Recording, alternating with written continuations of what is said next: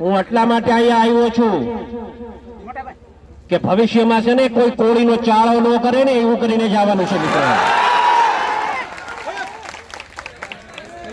બહુ કોળી સમાજે સહન કર્યું છે. એક વાત સમજો, ગુજરાત ભરમાં કોળી જેટલા છે એટલાને વાત કરવા સંદેશો આપવા માંગુ છું ને આમ મીડિયાના મારફતે હું કહેવા માંગુ છું મિત્રો, એક વાત સમજો તમે બધા.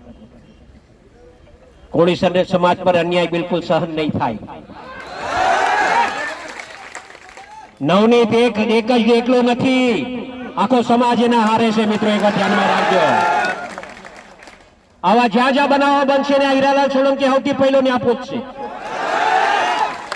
મેં ખાલી દેખાવો કરવા માટે નહીં હો, મારે દેખાવો નથી કરવો, મારે આ ભાષણ ભીષણ બી નહોતું કરવું, પણ સમાજ એટલો મોટો ભેગો થઈ ગયો ને તો કઈ કેવો મેં આવ્યો ત્યારે કીધું કે આપણે છે ને શાંતિથી આપણે આ પ્રદર્શન કરવાનું છે.